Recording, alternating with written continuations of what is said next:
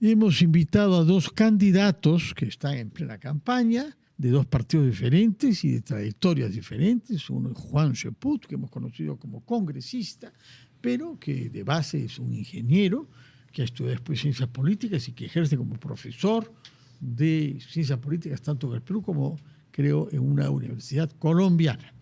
Y junto a Juan Cheput hemos invitado al general Jorge Chávez Cresta, que postula de la misma manera que Juan Cheput como senador, no de una región, sino del país en su conjunto. Juan Cheput es candidato de País para Todo, que lleva como candidato presidencial a Carlos Álvarez. Y usted va como senador con el número 4.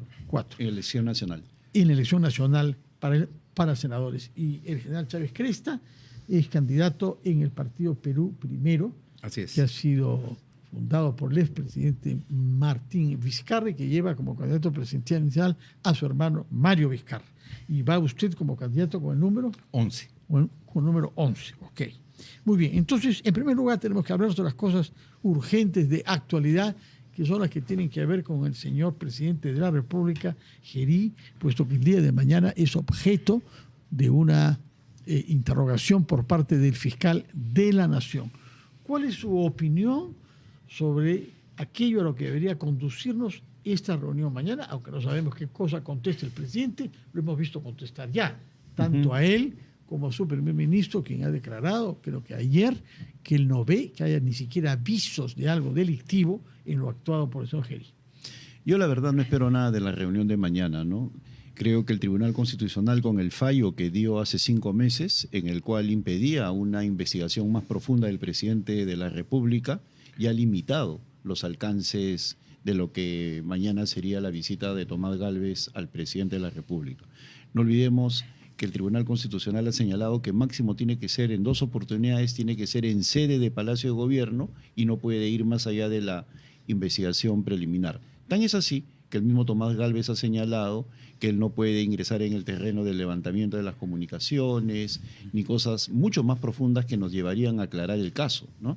Por lo tanto, la verdad es que yo mañana creo que va a ser una situación completamente anodina, no va a llegar a nada más. ¿Usted, general Chávez Cresta?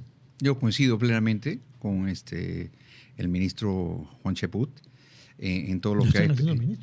Es cierto que ha sido ministro del Trabajo también. Yo alucía cuando conversaba con el señor ministro de que Alan García, que ha sido mi profesor en el doctorado en el Instituto de Gobierno, decía la siguiente frase, y me corrigió el señor ministro que viene de la escuela francesa: el que es presidente, presidente será.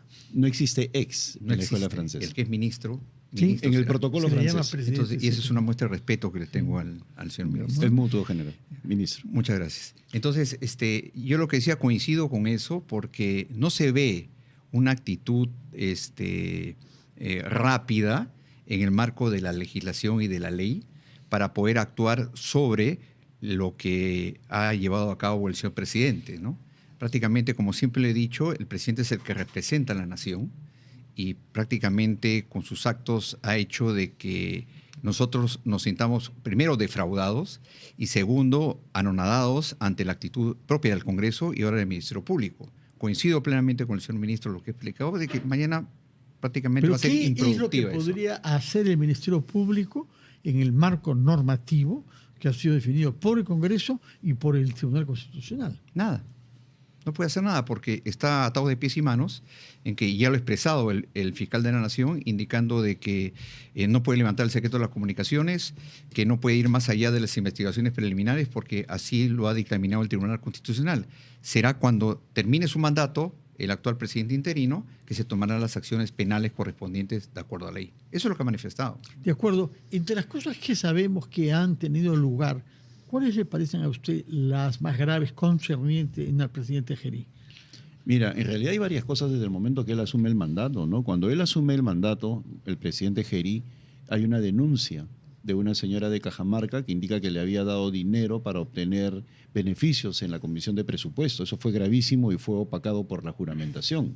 Pero ya como consecuencia de las visitas al Chifa, yo creo que lo fundamental, el indicio más grave, es la mentira del presidente cuando señala que conoce recientemente al empresario chino, y luego se sabe que viene de mucho más antes, inclusive, como lo señalé en una oportunidad y creo que fui uno de los primeros en indicarlo, él había sido vicepresidente de la Comisión de Investigación de Corrupción de las Empresas Chinas. Una comisión que inclusive fue llamada por el comercio como el Club de la Construcción chino, donde se evidenciaba una serie de irregularidades de la cual era vicepresidente Gerí, y en la cual sucedieron varias particularidades. Una de ellas, que Gerí, siendo vicepresidente, no impulsa el debate del informe desde el 2024, siendo vicepresidente. En segundo lugar, muchos de los miembros de la comisión renunciaron, algunos viajaron a China, como Diego Bazán, luego renuncia. Financiados por la Embajada de China. ¿no? Pero luego lo peor, los partidos políticos no reemplazan a los parlamentarios, lo que es inusual. Cuando una persona renuncia a una comisión, el portavoz parlamentario tiene la obligación de reemplazarlo para que no se quede sin quórum. Y acá se dio esa particularidad de dejar sin quórum a la comisión de investigación. Entonces, si colocamos todo eso sobre la mesa, como una suerte de rompecabezas, vemos una serie de indicios que nos llevan pues a configurar una extraña relación del presidente Gerí con las empresas chinas. Y eso que no estamos ingresando al terreno de los beneficios que podrían haber ocurrido en los últimos años. Señor Chávez Cresta, yo quisiera que usted diera a este problema un enfoque geopolítico, porque sabemos muy bien que hay una hostilidad creciente de los Estados Unidos respecto de China, por una parte, y ha tenido actitudes bastante radicales sobre la presencia de China, lo hemos visto en Panamá. Se habló incluso de anexar Panamá a los Estados Unidos para recuperar el canal para los Estados Unidos. ¿Qué consecuencia geopolítica puede tener el hacernos ver como un país en donde quien es hoy el presidente de la República ha tenido relaciones por lo menos turbias con empresarios chinos que de una manera u otra están relacionados con su Estado, como sabemos? Y esperemos que no nos esté escuchando el embajador Navarro, embajador de Estados Unidos que ha llegado hoy al Perú, sí. Y como sabemos es una persona particularmente duro respecto de lo que deben hacer los aliados de Estados Unidos respecto de China, y el presidente Trump nos ha considerado aliado estratégico, no miembro de la OTAN. Exactamente. A ver, su opinión como geopolítico. Yo pienso que todo este escenario debe ser manejado a través de la Cancillería en el marco del derecho internacional. Y el Perú ya debe de fijar una posición. No se puede permitir que existan leyendas urbanas indicando de que estamos a favor de uno o de otro. En este marco nosotros debemos tomar posición. Se dice la leyenda urbana de que esto ha salido como consecuencia de que el gobierno le ha asignado 1.500 millones al gobierno de los Estados Unidos a través del Cuerpo Militar de Ingenieros para que remodele y haga la infraestructura de la base naval. Lo cual es cierto, porque eso lo iniciamos cuando yo era ministro de Estado. O sea, es algo antiguo, es algo que viene es algo antiguo, años atrás. Pero no se puede dar la impresión de que porque yo establezco una alianza estratégica desde el punto de vista de desarrollo de infraestructura con los Estados Unidos, porque está en el hemisferio, y yo creo que es el hegemón en el hemisferio, de establecer una posición con la República Popular China, indicando de que yo quiero favorecer a uno, quiero favorecer a otro. Entonces, esto da como un tufo de que no tenemos una posición directa, un tufillo, que no tenemos una posición frontal en el sentido de que las acciones que se hace con las empresas chinas deben de ser definidas totalmente desde el punto de vista legal. No podemos indicar de que existe como un favorecimiento, de que la presencia de China es superior a los Estados Unidos. Yo creo que en el marco del derecho internacional debemos establecer una posición. Mi posición siempre ha sido establecer en el hemisferio una alianza estratégica con los Estados Unidos, tal como ya lo ha definido el señor presidente, que desea que el Perú sea su aliado estratégico. Una de las partes también es la compra de los aviones F-16, ¿no? Por una parte querían que sea de dos países, de que poco o nada se podía conseguir estratégicamente. Si nosotros establecemos una alianza con la adquisición de materiales de desarrollo tecnológico y otro tipo de actividades y acciones con los Estados Unidos, podríamos mantener nuestra posición sin descartar, porque nosotros también compramos a otros países, incluidos por supuesto, ¿no? Por eso nosotros hemos desarrollado una alianza también comercial con la República Popular China para hacer el puerto de Chancay. Pero lo que nosotros debemos entender desde el punto de vista estratégico también, para que desarrolle Chancay, no puede hacerlo sin el desarrollo del puerto del Callao. ambos se complementan y ambos tienen que llevar a cabo el desarrollo del país. Entonces, es claro que no hay una posición establecida, y vale la redundancia, muy clara sobre la posición del país en el marco del derecho internacional a través de Cancillería con la hermana República Popular China o con los Estados Unidos. Hay una cosa que yo quisiera complementar al general. Juan Cheput, sí. En el tema de la alianza, de la posibilidad de que seamos aliados de los Estados Unidos no pertenecientes a la OTAN. Hasta ahora los únicos países que estaban allí de América Latina eran Colombia, Argentina y Brasil. El único caso que tenía cara al Pacífico, pero en la parte norte era Colombia, que como sabemos es un país que tiene acceso a los dos mares, ¿no? Pero por otro lado Colombia y Brasil no. El hecho que se piense en el Perú, y yo también estoy de acuerdo con la adquisición de los F-16 y con que seamos aliados estratégicos de los Estados Unidos, que nos brinda transferencia de tecnología y capacitación. Es decir, un horizonte mucho más amplio. Y felicito al general, recién me entero que con él empezó este proceso de modernización de nuestras Fuerzas Armadas. Yo he sido profesor en el CAEN, tengo el orgullo de haber tenido a muchos alumnos que han llegado a los altos mandos de las 3 Fuerzas Armadas y policiales. Y una de las cosas que me sorprendió, Fernando, y ya que estamos hablando con el general, es que hace 10 años me dijeron que les habían prohibido discutir temas geopolíticos de parte de la Cancillería, y eso me parecía una locura, y ellos lo hacían contra esa voluntad, porque decían que nuestras Fuerzas Armadas no deben pensar en revanchismo ni en cuestiones geopolíticas. El Perú es poseedor de recursos naturales únicos en el mundo. Es uno de los países que en el supuesto de un cambio climático mundial, que tenga problemas, el mundo tenga problemas de agua dulce, el Perú sería uno de los últimos países en perderlo junto con Colombia y el norte de Brasil. Entonces tenemos recursos naturales en abundancia, sobre todo de tierras raras, y vamos a estar desprevenidos, vamos a estar confiando en la buena voluntad de los otros países.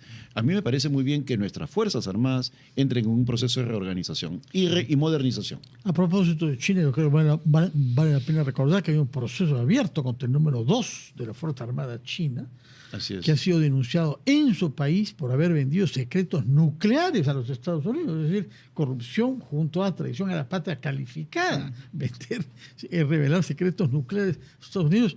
El general, colega suyo, me parece que tiene los días contados, porque lo que hay en China es pena de muerte en esos casos, pero no hemos tenido más información sobre ese general. Pero vale la pena saber con quién estamos alternando, es un hecho que no podemos evitarlo, que China es el primer inversionista en el Perú. Lamentablemente no han habido muchas inversiones norteamericanas, por mucho que las hayamos querido promover. Quisiera que hablar sobre, en los minutos que nos quedan, que son 12, sobre temas que tienen que ver con la seguridad interna ciudadana y particularmente con lo actuado en relación al traslado al Perú de Eric Moreno, alias El Monstruo. Esta mañana recibimos en RPP al abogado penalista Mario Amoretti, quien sostuvo que se ha faltado al respeto a los procedimientos por no entregar a la persona detenida a la Fiscalía, ni permitir que la Fiscalía esté presente durante los interrogatorios. Él ha debido pasar la noche, según él, en la carceleta bajo autoridad fiscal y no en una sede policial. Y de la misma manera sugirió que habían dudas sobre la permanencia en la institución policial de personas que han estado de una manera u otra vinculadas con la organización del señor Moreno, alias El Monstruo. No lo dijo explícitamente, pero se refería a eso.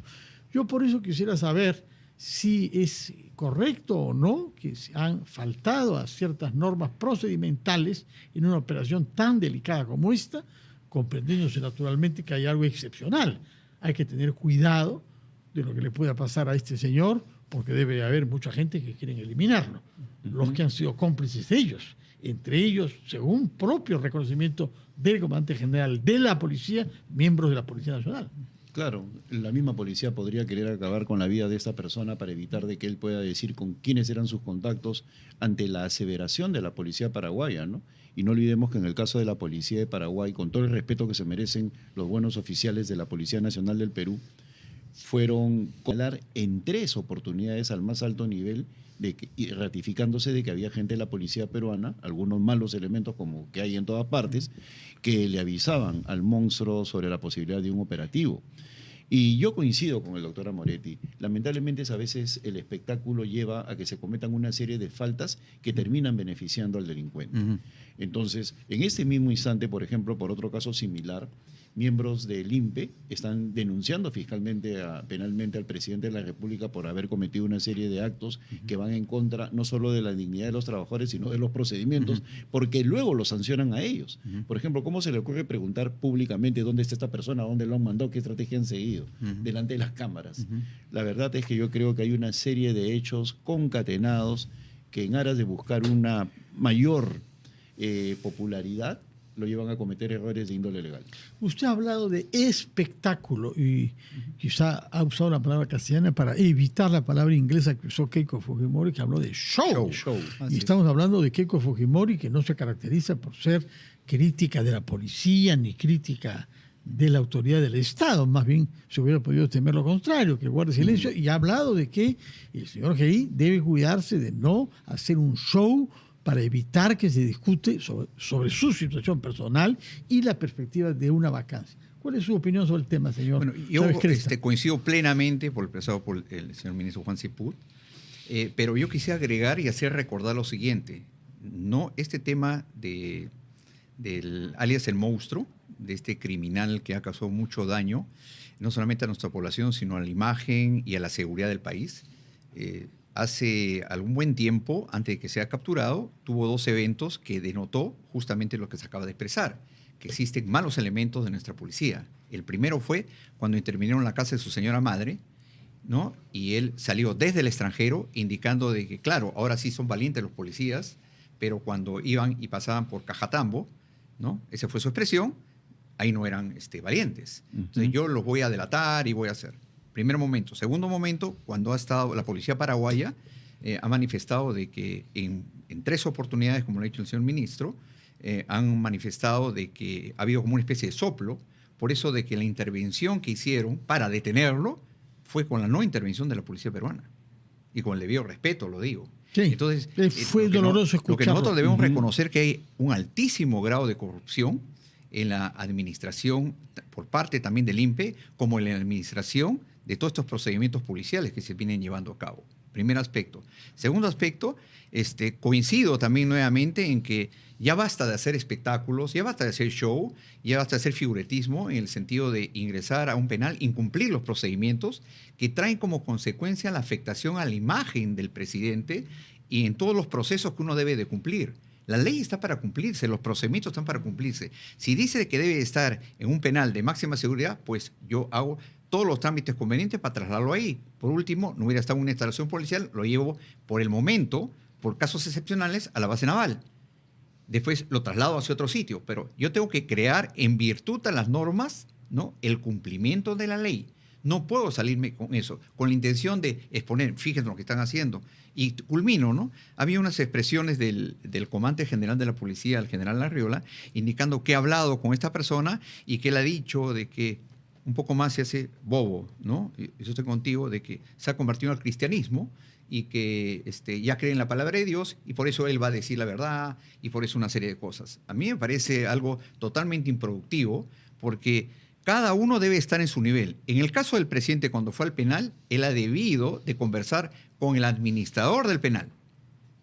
No hacer ese show burdo de patear la puerta cuando la puerta se abría en otro sentido, no pedir, y yo he sentido, discúlpeme la expresión, vergüenza ajena, cuando pide documentación que ha debido de pedirle sobre una base de datos, no sobre cuadernos, que parece que estuviera en un nivel primario, ¿no? El cuaderno naranja, el cuaderno... Y preguntar por un reo. Yo tengo que preguntar al que es el que lleva la administración en el penal. Y nos hemos dado con la sorpresa que no hay internet, no hay una base de datos. Entonces, ¿cómo administramos a los internos en un penal? Señor Ceput, y en estas circunstancias hemos sabido hoy, por comunicado no oficial, que se posterga la presentación que nos había prometido, que el señor Geri había prometido, de un plan nacional de seguridad y de lucha contra la delincuencia. ¿Qué puede explicar que hay una nueva demora? Bueno, la verdad es que yo soy escéptico de que exista un plan. Yo no creo que exista un plan. Mira, yo soy ingeniero, el general es un hombre experto en organización, en logística militar y sabemos de lo que significa un plan.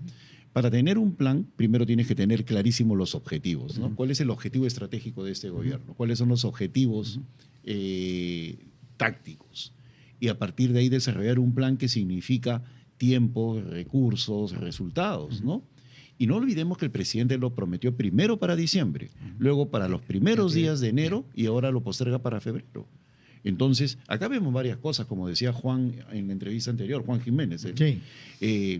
Mira, yo soy consciente del papel que juegan los ministros. Yo he tenido el privilegio de estar en gabinetes donde se discutían con los presidentes, porque he estado en varios gabinetes con otros, y al presidente se le llamaba la atención, ¿no? Con todo el respeto, presidentes del Consejo de Ministros del nivel, por ejemplo, de Carlos Ferrero, diciendo, presidente, usted está equivocado, ¿no? Las cosas no son así, ¿no? Porque a un premier, a un presidente del Consejo de Ministros y a los ministros en sí mismos le corresponde no boicotear, sino simplemente decir, si seguimos por ese camino vamos a ir al despeñadero.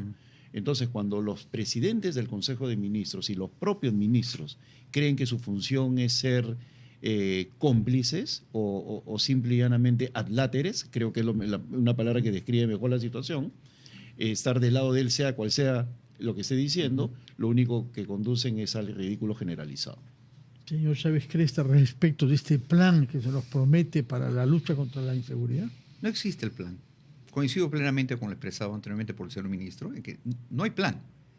Si hubiera habido un plan, este plan se ejecuta rápidamente, se concibe rápidamente para su ejecución inmediata. Lo que pide la población y lo que se debe de hacer en el marco del desarrollo de esta gestión, porque el señor presidente ha recibido dos encargos: asegurar la transición para este proceso electoral y, segundo, garantizar las condiciones para disminuir la inseguridad ciudadana y hacer un ambiente pacífico para que se lleve a cabo estas elecciones. ¿Por qué no habría ese plan? ¿No tenemos en el Perú los profesionales especializados capaces de sentarse en un seminario durante una semana, militares, civiles, académicos, policías, y elaborar un plan serio? Claro, si yo no tengo la ruta, o como lo ha dicho el señor ministro, el objetivo principal, o cuál es la misión o la visión que debo tener en establecer este plan estratégico operativo, llamemos así, porque con la concepción de ese plan estratégico operativo viene un plan estratégico administrativo. O sea, para hacer esto necesito estos recursos, ¿no es cierto? Pero no hay ni lo uno ni lo otro. Y es cierto lo que dice, en diciembre dijo, en enero dijo, después salió a decir, ¿sabe qué? Sí, al parecer el poco tiempo que tengo no me permite hacer una lucha efectiva contra la inseguridad ciudadana. Entonces, ¿para qué aceptó el puesto? Entonces, el desarrollo de un plan, discúlpenme, yo no quiero hacer propaganda, le pido disculpas al señor ministro, pero nosotros yo he elaborado un plan de seguridad ciudadana. No es difícil hacerlo. Lo primero que uno tiene que saber es cuál es el problema público, qué es lo que se tiene que hacer y qué acciones se tiene que llevar a cabo con la policía, con las Fuerzas Armadas, con el Ministerio Público, y englobar todo eso. Los planes últimamente llevados a cabo son de carácter eminentemente reactivos. Así, reactivos. No son preventivos. Acá tiene que haber una concesión de un plan que tenemos que hacerlo rápidamente, con acciones de manera preventiva. El tiempo nos es contado y quiero que el señor Cheput tenga las palabras finales sobre este tema o sobre lo que usted desee. Sí, simple y llanamente existe una gran cantidad de planes y lamentablemente no son puestos en operación. Tenemos el Plan Mariano Santos, tenemos el propio Acuerdo Nacional y finalmente tenemos una Comisión de Seguridad en el Congreso que depende de un suboficial, de un congresista, Azurín, que nunca fiscalizó, ni controló, ni ordenó nada. Una comisión que duró 4 años completamente inútil. Y tenemos una ley que ya nos hemos olvidado, la 32383, que el Congreso de la República promulgó por insistencia en junio del año pasado y que le permitía a la Policía Nacional tener excepciones presupuestales, excepciones en términos administrativos para poder comprar lo que ellos quisieran y dotarse de recursos de parte de las regiones en un proceso de modernización cuyo informe tenía que haber sido en diciembre. ¿Qué significa eso? Que tampoco hay Congreso. Es decir, no hay fiscalización, control político y por eso concluimos lamentablemente con eso. No es solo una responsabilidad del Ejecutivo, sino del Congreso, que no ha cumplido con los compromisos que habían adquirido respecto de la renovación del material utilizado por la Policía Nacional. Lamentablemente son las 8 en punto. Fernando, si me permite, una última frase, complementando lo que hemos conversado en este momento. Hay una sola frase de que se evidencia en el presidente del gobierno. No hay voluntad y decisión política para declarar la guerra a las organizaciones criminales y la Bueno. lucha frontal contra la seguridad ciudadana. Lamentable. ¿Quiere terminar con una conclusión? No, simplemente que ha sido muy Muchas agradable gracias. conversar con el general. Muchas gracias por haber estado acá. Gracias por su sintonía. Y pueden quedarse naturalmente en RPP, que las noticias los acompañarán y los actualizarán por lo que pasa en nuestro país y fuera de nuestras fronteras. Muy buenas noches y hasta mañana a las 7, a la última edición de esta semana de Las Cosas Como Son.